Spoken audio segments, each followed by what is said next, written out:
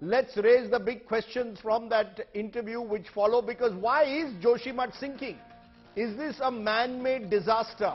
How can we save Joshimath? Is the impact survey for all big projects now needed across the Himalayan range? How does one therefore avoid a bigger tragedy in this eco-sensitive area? Joining me now our special guests. I'm joined at this moment by Dr. Anjal Prakash, Research Director, Bharati Institute of Public Policy. He's been tracking this issue for a very long time. Dr. Kalachand Sen is Director, Wadia Institute of Himalayan Geology. Thank you both very much for joining us. First to you, Dr. Anjal Prakash, can you tell us, in your view, is this a man-made disaster? Do you believe that it is a failure of the administration to, in a way, anticipate this could happen because of construction projects taking place in an eco-sensitive zone? Yeah, thank you, Rajdeep, for having me on the show. This is absolutely a man-made disaster. There's no two words about it. And I'll tell you, I've been part of a couple of reports, scientific report. First, there's a special report on oceans and cryosphere, IPCC report, which was published in 2019. Then came the HIMAP report, which is a mini assessment of Himalayas as part of EC mode. That report has come in 2020. Then 2022 IPCC report. I've been part of the mountain chapter of the report. All these reports unequivocally said that this is a region which is very fragile in nature. It is very sensitive. It's a seismic zone. Think before you do any grave activity, especially the infrastructure development project that we have.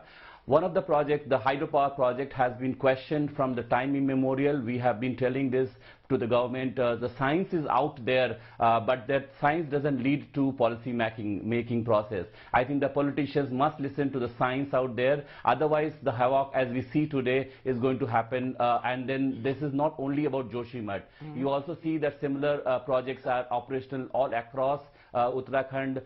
You have Himachal Pradesh in the eastern Himalayan region. There are a couple of other states like Arunachal Pradesh in Sikkim. So similar development process is happening. So we have many more Joshimath which will be coming in the way of time, and that's exactly what we have been warning from time immemorial. You're saying warning. You're saying warning from time immemorial. Are you saying that even when this project was conceptualized, the NTPC project, the hydropower project, which is at the center of a lot of the attention, you had warned the government then of the consequences? Is that what you're saying, that there was a warning even before the project was embarked upon?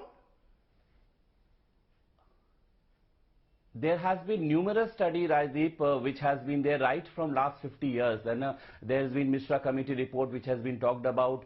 After that, there has been numerous scientific studies which is saying that this entire region, and not only Joshimath, but the entire region actually is sitting on a very sensitive environment. Think before you plan anything. And definitely about the hydropower projects, the way these projects are planned, there's a huge rent-seeking, which is involved in this whole process. And that's why even after warning from the environmentalists, from the scientific community, the policymakers do not listen to us. And that's exactly the problem is. And I think Joshimath is happening as a point of history where we must take very drastic transformative approach in terms of the shift that we want to make in looking at how the Himalayas will be saved. If we don't wake up now, there will be no tomorrow. I want to bring in Dr. Kalachand Sen, your Director, Wadia Institute of Himalayan Geology. Do you also agree that this is a man-made disaster, and what is happening in Joshimath could happen tomorrow across this Himalayan belt, which is very eco-sensitive? First of all, I thank you for having me in your channel. I'll just come to second part. You are asking that whether similar situations are happening elsewhere into the entire Himalayan region.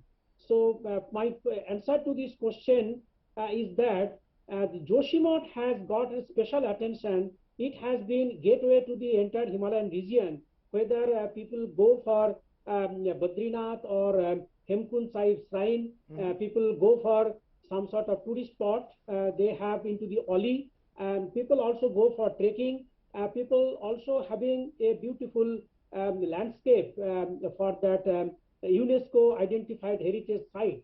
So there are a lot of tourists, lot of pilgrimage, lot of people as a trekker, they halt at Joshimath, and they because of that there have been some sort of for that economic purpose, some people have constructed hotel, restaurant, and all sort of things have come in a haphazard way.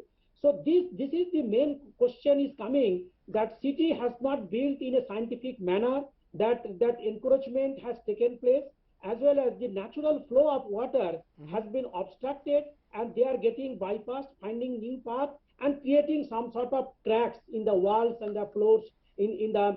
So you're saying it is the encroachments, it is the unplanned planning, the haphazard planning in places like Joshimath, which is primarily responsible, especially the way you disagree with that. You're shaking your head. No, let me just bring in Dr. Prakash. Dr. Prakash, you don't agree with Dr. Sen when he says that Joshimath itself, as a tourist center, has been a victim of haphazard planning. No, that is,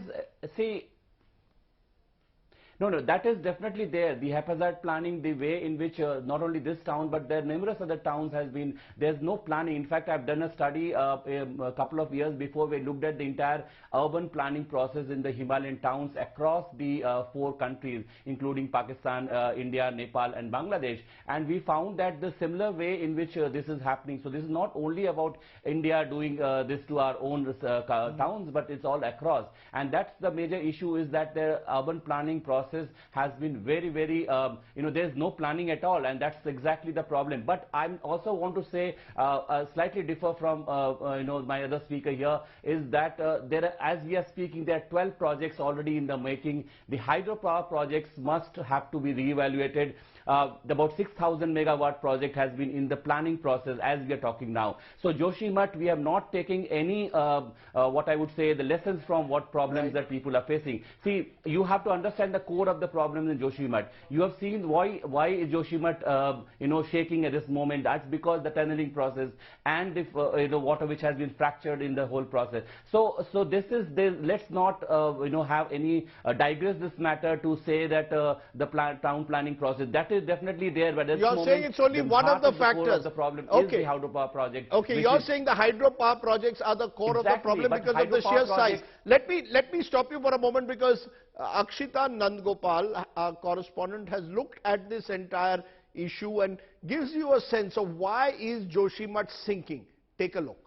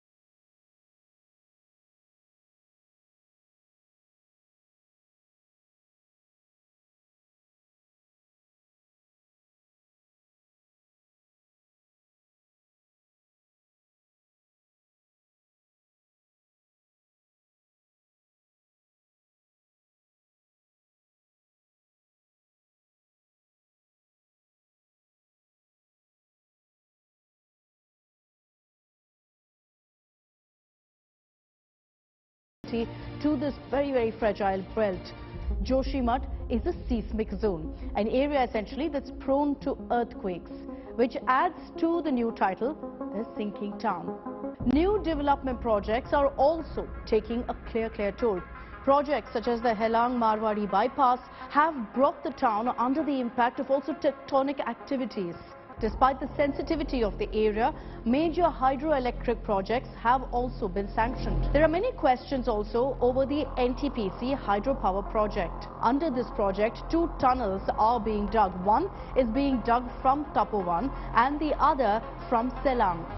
Experts say that the blasts for this construction done for the projects and the seepage due to the constant tunneling work could actually have an impact. It could be responsible for the cracks that you see currently in several homes.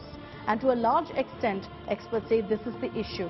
There have been massive protests also against the NTPC hydropower project. Joshimath is on the brink, with dangerous cracks widening now in several people's homes. Almost 600 families have to be evacuated, and that too on an urgent basis. Unplanned developmental activities without due regard to bearing capacity have contributed to aggravating the slope instability issues in Joshimath. And this isn't the first time Uttarakhand has actually seen these disasters. We're talking about massive flash floods, which you well know about, forest fires, avalanches, landslides, and completely unpredictable weather. The question that remains, currently looking at the situation in Joshimath, who's responsible for what's happening right now? Was a comprehensive study actually done before sanctioning some of these projects like the hydropower project? And why were these red flags ignored for so long till it's become such a dire situation, forcing families now to leave?